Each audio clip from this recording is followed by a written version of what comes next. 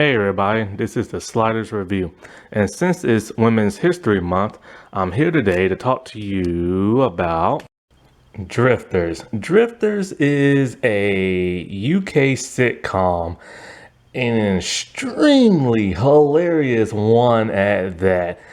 I watched this show a couple of years ago on Amazon Prime, and then I had to stop because my Prime had ran out. So I'm like, no, how am I supposed to watch the rest of this show? So then I was able to find it on like other streaming sites. It's free on Freevee, which is also an Amazon Prime type thing. It's also on other free like streaming sites and stuff like that because it's a slightly old series. It came out in 2013 and it ended in 2016, and it lasted for 4 seasons. There are 6 episodes per season and they last around 20 something minutes. It was created, written, and starred by Jessica Kinnop. Kinopy? I don't know how to say her last name, but Jessica is amazing. She wrote an extremely good show. Kinnap. I think her last name is Kinnap. I honestly can't even pronounce it. But she plays Meg.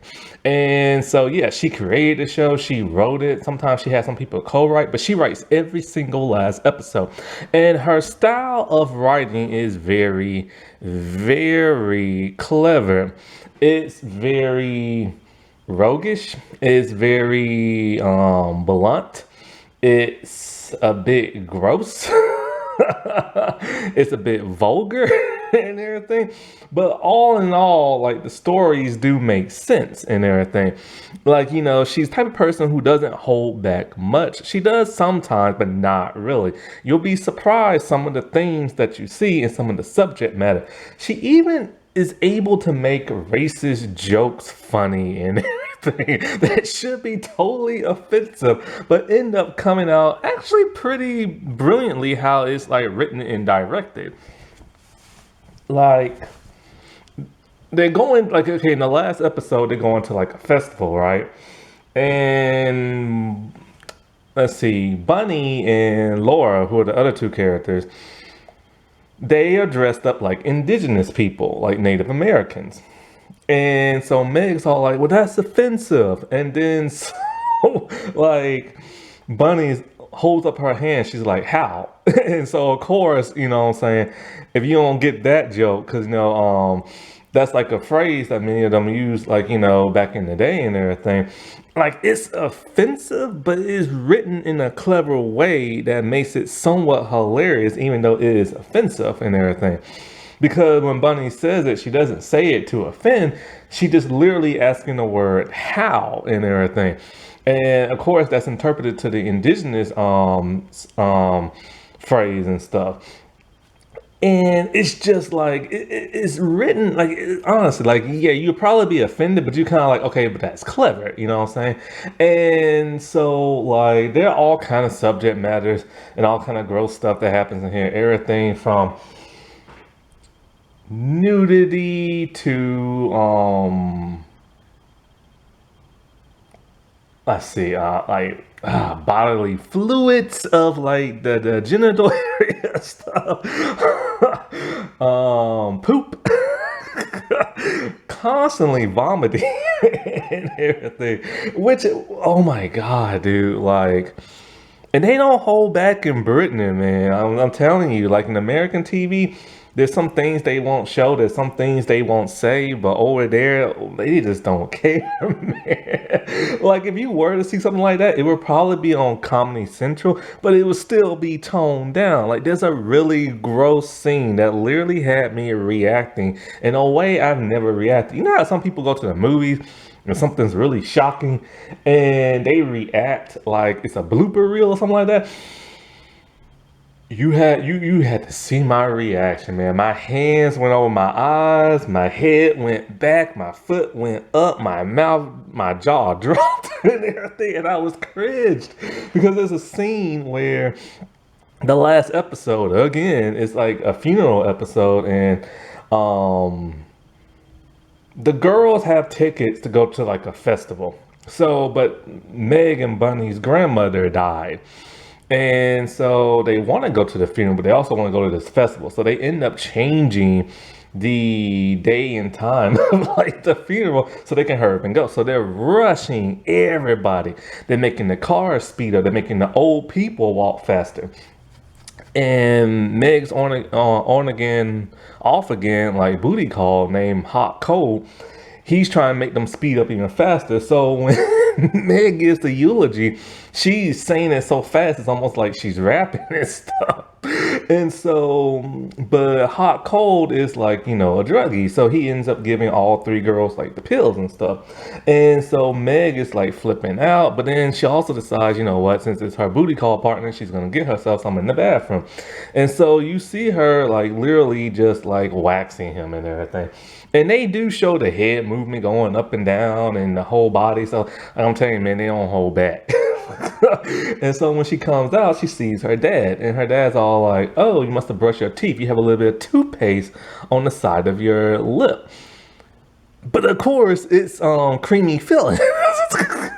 So he takes his finger, wipes it off her lips, and then he licks it. He thinks it's toothpaste. I'm like, oh my God. That made me react so hard. Seriously, like, even though it's gross, it's funny at the same time. And it's like, whenever I watch some of these like British comedy shows on streaming, like Some Girls, Dairy Girls, and this show Drifters, it's just kind of like, American television, also Miranda, American television can really learn something from other countries when they come to like sitcoms and comedy and stuff.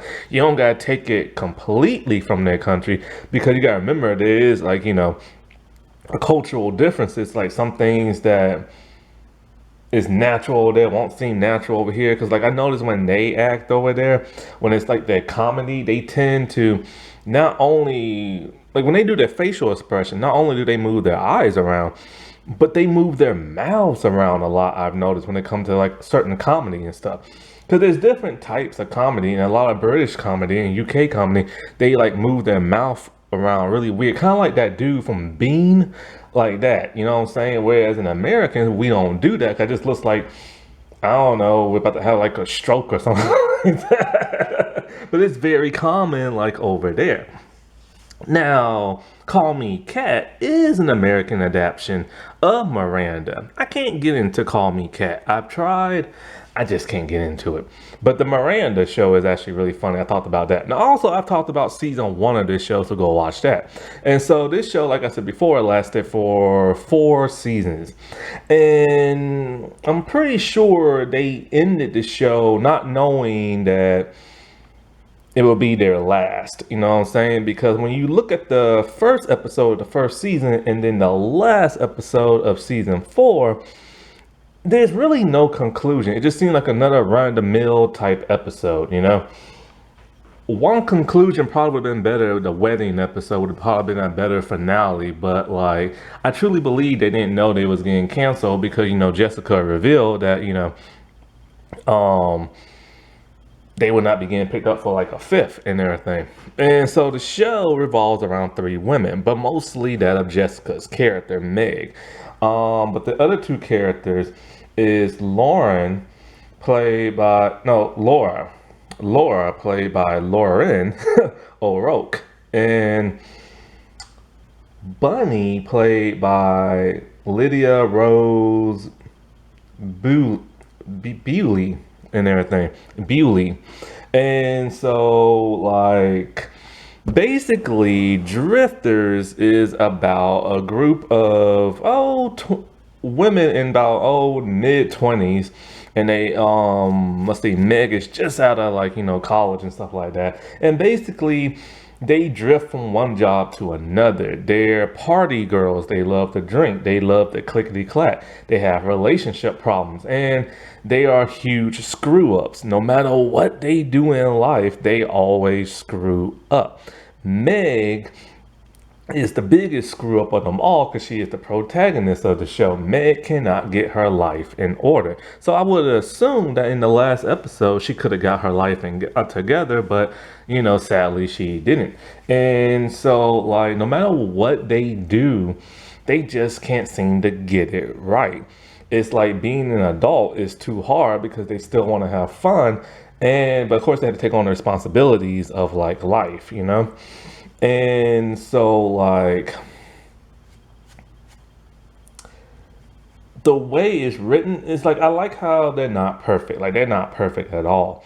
And every time they do try to like scheme and do things like that, it just always backfires. Basically, it's a gal pal show, which, you see a lot more gal pal shows than you do gal pal movies. It's once in a blue moon you'll see a gal pal movie, and they normally do pretty well. Sometimes they don't. And you see a lot of guy pal movies and stuff.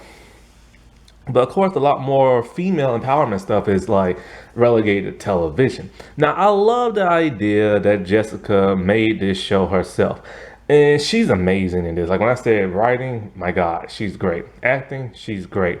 And, it's like in the entertainment world, they always overlook very talented people, in my opinion. And it's quite a shame. And they don't always get the roles they need, so they have to do things themselves. And I've been watching a lot now on streaming of a lot more shows where like females have to create, write, and they star in, and they're pretty interesting, and some are pretty amazing and stuff. And it's quite a shame because, people are very talented. Like, they are very talented and they have to do things on their own. I know there's another show, or another group of women. I talked about the show Creamery and everything, and they had a show called Flat 3, which is a web series, which they made themselves. They always make a lot of their projects together. They're three Asian women living in New Zealand, and they have to make their own stuff because literally you don't see Asian representation on New Zealand television. You mostly just see white, even though their country is white, Maori, Pacific Islander, Samoan, Asian, and black. But you only see like one race on like television over there and stuff. And they've literally talked about how they have to like, make it themselves, just like be represented on like television because there aren't that much representation. And so for like, Jessica, her being like a woman, there's plenty of representation when it comes to women, but it's like they're not always given like the projects they deserve. And she totally deserves this, in my opinion. I really hope she creates and write more, and I would love to see her like create more series and movies. I would love for there to be a follow-up on the show to see what happened with their lives like now. Have they gotten themselves together? Have they not? Is any of them married? Are they still just messing around with like guys who are all wrong for them? Like, are they still working the dead-end job? And so like, it would be very curious to see. So with these girls, like Meg, when she came home from like India and college and stuff like that, she realized, oh, she don't have a place to stay no more because the parents kind of like kicked her out without her knowing. So she had to go live with that of her ex boyfriend, Mark. And she doesn't like Mark at all. Like, I knocked my camera over. He's very clingy and stuff like that. And he's very nerdy and desperate. And she just doesn't like it. So I've already talked about the first season, how like she had to go live with him, and how he still wants her, but then she kept rejecting him, but she'll still sleep with him and stuff like that. But like, when she sees that he fixed himself up, and started being more manly man and being with other women, it makes her jealous. So in a way, those two have a relationship, a very awkward one, because she still lives with him and she still don't want him, but every time when she gets like super, super horny or super, super jealous, then she tries to bang him. But then he finally grows a resistance towards her.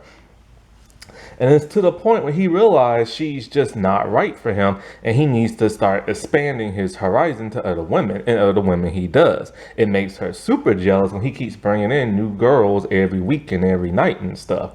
And she realizes, what in the world do they see in him, and why didn't he act that way when they dated and stuff?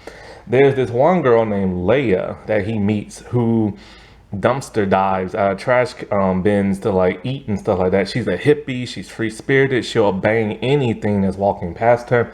And Meg gets very jealous of her because like she's good looking. She's dating Mark, her two best friends like her and stuff like that. So it makes her very jealous to where they have like a dance off at a club and everything. When they go back to their place, Leia wants like a threesome. Meg does not. And it makes for a very awkward time because, they're just grabbing each other's boobs and kissing. And Meg is not feeling this at all. She's basically being assaulted and everything like that. And so they're all like, well, we're just going to get started and turn the lights off and this and that.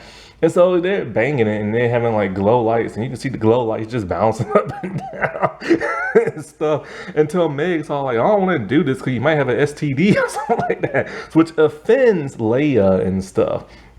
But her and Mark still get on anyway. So it's at the point now where Mark is just kind of like, he really doesn't like Meg no more. Her two best friends are always coming over. Sometimes they spend the night. He doesn't particularly like them. So then she hops in bed with him, but he doesn't want her there. And then when she tries to like mess around with him, he's just completely like put off. And it's even to the point where she starts to ruin relationships for him.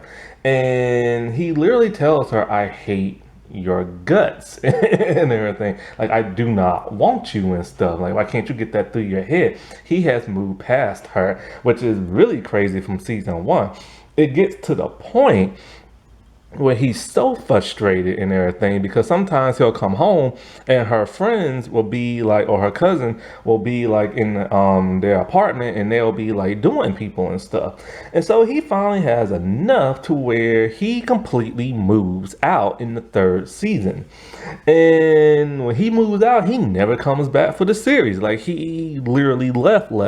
And I really like his exit. He stood up for himself. He wasn't going to allow himself to get like pulled back into Meg's craziness, and he just left on his own accord. Now, of course, he probably left because the actor was involved in 2 other series and stuff like that. And so with Meg can't find a good man. She also can't find a good job. Her, Bunny, and Laura work all at this place where they stand outside in different costumes every day selling different like merchandise for different companies. And it's very embarrassing the way they have to dress. And it's literally they're at a dead end job. And so like every time another opportunity will come up for Meg to prove herself in the workforce, she screws it up. Meg is her own worst enemy. Like, no matter what she does, she always manages to screw things up. It's just literally, there's just some people in the world who can't get their life in order, and that is Meg.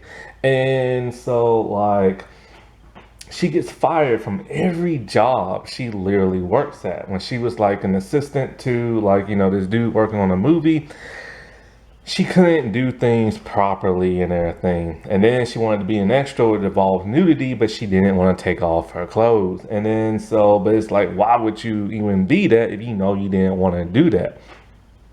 And then there's an opportunity she gets from an old friend from high school to where like her friend gives her this big, huge, like, opportunity at some type of coffee making corporate business type thing. Not working, pouring coffee, but like, the corporate stuff. And she screws that up. And it's just really, she's the type of person who needs guidance. And when it comes to her men, it's even worse. When she finds a good guy, she always find some way to blunder it up. She's like like her, Laura, and Bunny all have different personalities. She's the dorky one, the silly, goofy one, and so she always tries to infuse comedy and humor in all her stuff. But she needs to grow up, and that's her problem. She's a huge like woman child and everything. Which is weird saying that phrase woman child. You hear the phrase man child, but you never really hear the phrase woman child. But that's really what she is. And so every time she has a really good guy, she blunders it up. Like, there's some dude she met on like a dating website, but she didn't check to see that he lives several miles in a different city and everything. So she has no car. So she has to catch like the bus there. And then, when they're at their dinner date and everything, he's supposed to drop her off. She lies and says, "This is my house." But it's not really her house. And so she's just waiting for him to leave. But then she's kind of like, craps. But then it's like, uh-oh, the door is actually open. So she goes in this stranger's house. It's an old woman who's supposed to get her nightly bath. Meg totally runs out and she thinks the dude has left, but he hasn't. And he's all like, "Why ain't you in your house?" And she's all like, "Why haven't you left the street?" So then she asks, like she had to like come clean about like, where she really lives and all this other crap. And like, she's all like, "Can you give me a ride back home? And if not, I have to like catch the bus and I don't have money for the bus and blah, blah, blah, blah." So he just drops off at the bus stop. Stop. And like, there's this one dude with curly red hair. Super nice. Like super, super, super nice. But he will not give it up to her. He wants to take everything slow. So she accuses him of being gay because he won't give it up. And I hate when women does that crap. Like when a guy don't rejects a woman, the first thing come out their mouth is, "Oh, you're gay." That don't mean they're gay. They just don't want your behind. And so like, she literally keeps pressuring him to like do it, but he won't do it. And then so finally he caves in and he does it because she turns him on to the point where he wants to do it. And then as soon as he starts doing it, she realized something. He's a dud in bed and he bores her to the point where she puts a pillow over his face because she don't want to look at him. And so then she's all like, "This isn't going to work out." So she starts ghosting him. But he keeps like, calling her because he's falling in love with her at this point. And it's literally like, here's a dude who's super nice. He didn't want to give it up to her. She pressured him into like giving up and he finally does. And now she don't want him to the point where she cheats on him and everything with her no good boyfriend who gave her, or her, not boyfriend, but her ex who cheats on her and gave her an STD. And so she literally has like a breakup spot. Like her, Bunny, and Laura all have like this breakup spot. And he's literally like, "Wait a minute, are you breaking up with me?" "Wait, yes you are, because you tried to bring me here the night before." And this dude does everything. He takes her out to fancy restaurants that are expensive and everything. And it's literally like, she's almost like a really horrible person, but you root for her because, she's the protagonist, but she's really a horrible person. And so then she has this neighbor named Scott who lives across the hall from her, and he's friends with that Mark. But then it's like, she likes him, but then of course she keeps screwing things up because she's just such an embarrassment. And so Bunny ends up dating Scott or messing around with him. But then he finally finds out that, Meg likes him. And so he finally dates Meg. And they're supposed to like, he even gets like a hotel room and everything like that for her and stuff. And, in a fancy place. But there's a problem. There's a bachelorette party she's supposed to go to. And so she tries to do both, wing both of them at the same time. So she'll run to one location and run to the other. And so she bangs him and everything. And oh my God, dude, this like creamy feeling all over her thigh leg and everything. All on the seat, all dripping. They're vulgar, man. They're vulgar. When he finds out what she's been doing and everything like that, he literally just doesn't want nothing to do with her because she ruined their special time. And, but then she gets super jealous when he starts dating other like women and stuff. And then there's Hot and Cold. Hot Cold is a guy she's been banging and everything. And he literally cheats on her. He's disgusting. He's nasty. He does drugs. He uses her for food and all kind of stuff. Like, he's just a free-spirited type of dude. He's completely wrong for her. He gave her an STD. She literally saw one of his booty calls come up to the door after she left. And she keeps running back and forth to him in the 3rd and 4th season. And it's like, why? She literally cheated on the curly-haired red guy with him and everything. He's the one who gave her drugs during like the funeral and stuff. Speaking of the funeral, everybody's wiped out in the bathroom. They're high. They're all like, "What were we doing before we came here?" "Oh yeah, we got to change into our rave festival clothes." So They're wearing like tie-dye outfits and just kind of like colorful outfits, and they sneak past all the old people until her dad catches her. And he's, of course, disappointed in her. But then he literally tells her that these tickets to that festival you're supposed to go to has been expired for like 2 years. And so Hot Coat literally just leaves her there hanging and stuff. And it's just like she can't get her life in order. And there was one episode that's really hilarious. It's the high school reunion episode. So basically, she likes to use her parents. And when she finds out her parents are going on vacation, she decides, hey, I could make some extra money.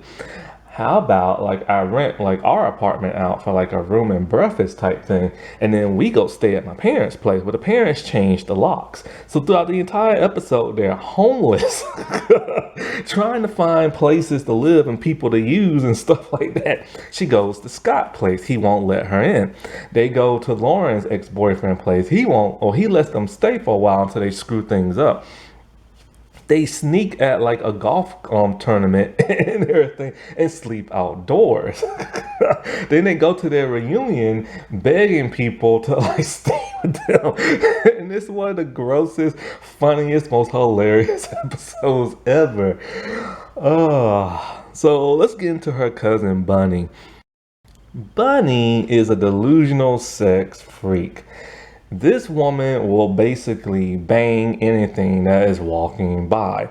She's the most sexual out of like all of them and stuff. And so she can't get her life together either.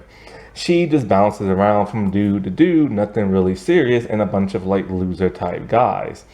And so around the third season, she starts to become an actress, doing like, Broadway and not, or theater, I should say, and really, really crappy movies. Well, her acting is like atrocious when she pretends, the actress, Lida, now she can act, but of course she's pretending to be like a terrible actress. And so like, she's just like horrible at it. And every time she gets cast in something, it's something sexual, but she doesn't realize it. And so, like, there's a play she's in where she's literally having to bang a dude on screen for everybody to see. And it's just like, what? And then she gets put in, like, this sci-fi horror movie that's actually a type of, like, porno type thing. And you have to watch the episode to see just how crazy it is. They're all like, we're gonna CG iron all this stuff, but we need your hands to do the type of motion and your mouth to do the type of motion. She's all like, well, what are you CGI in it? And it's literally she's waking people off and don't even realize it.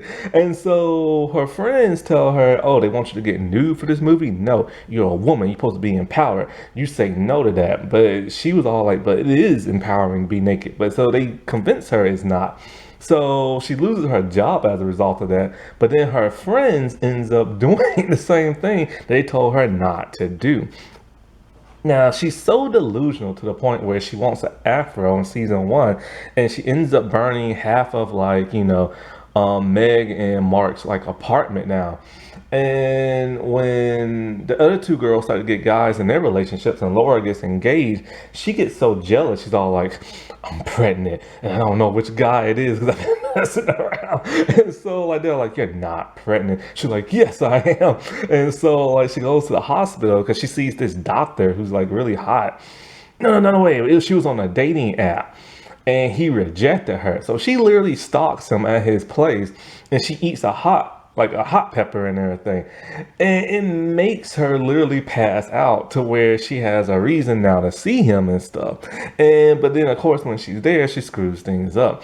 It's so bad that like there's a poop episode where she has to give a sample because she's blocked and everything. And she leaves it at some guy's hotel room, a guy she's been banging a couple of days, but she don't know his name. And so she's unable to retrieve her poop and stuff. And so her and the girl supposed to do like a marathon. And it's so bad, so bad that she literally can't control herself, had to go to the bathroom, but he stops her, gives her a hug, and because she has a big butt, he like grabs her butt And all you hear is like the longest farting noise ever, and he has well, it looks like mud on his hands, but it's not. He's all like, "This isn't mud, is it?" And she's like, "No." And crowd.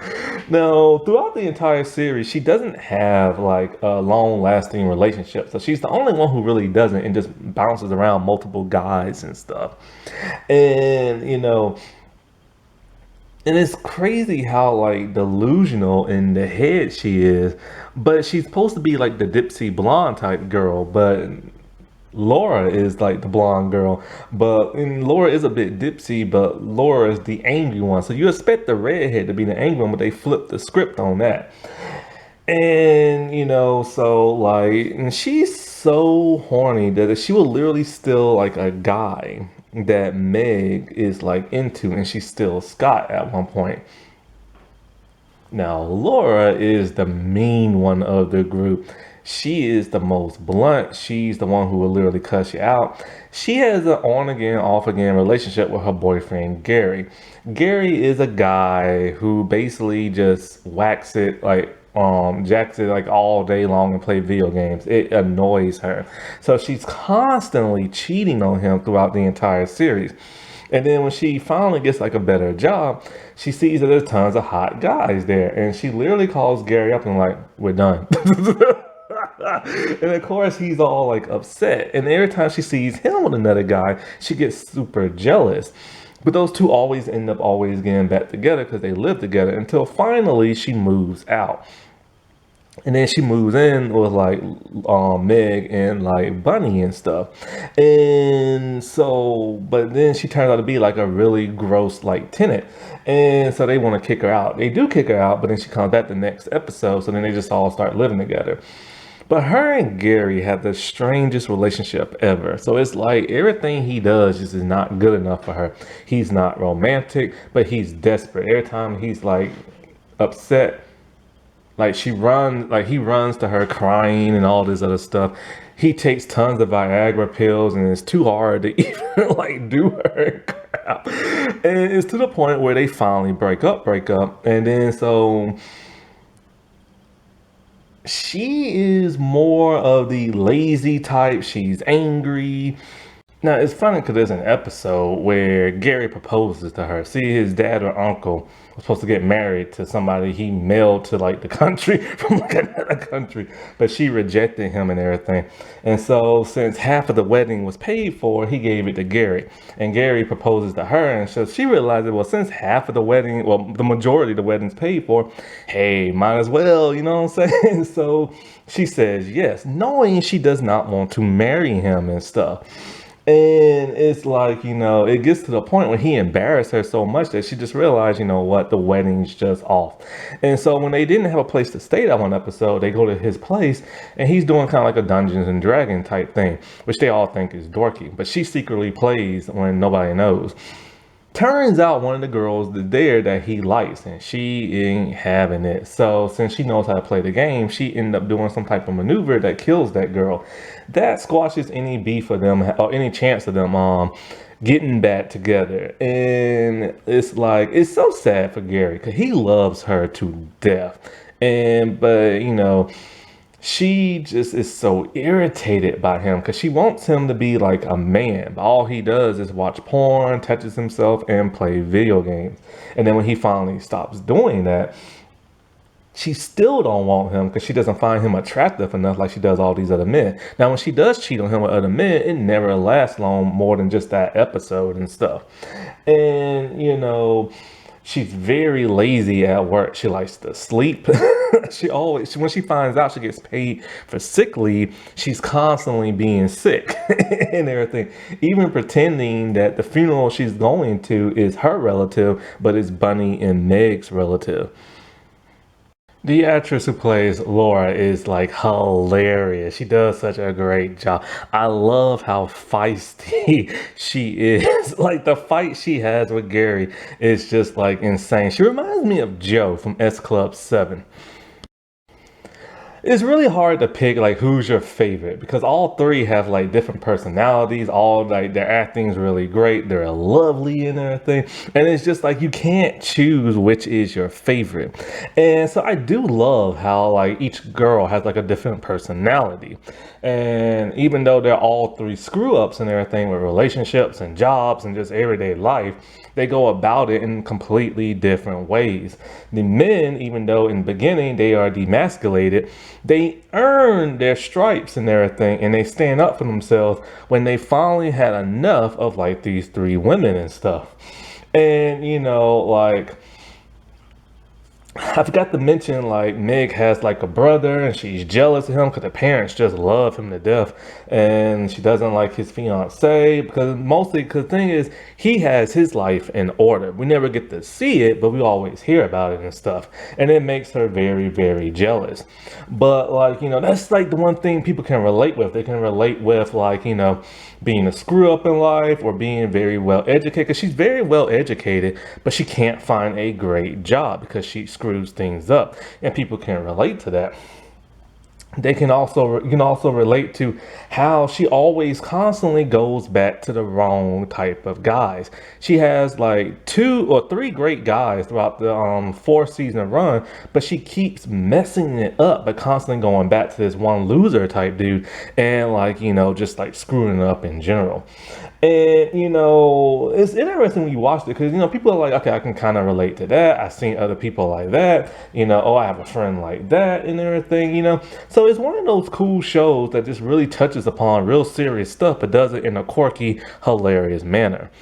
So this is a very funny show, and you should totally check it out. Like if you're looking for like a sitcom that's very funny and balls to the walls and everything, this is literally it.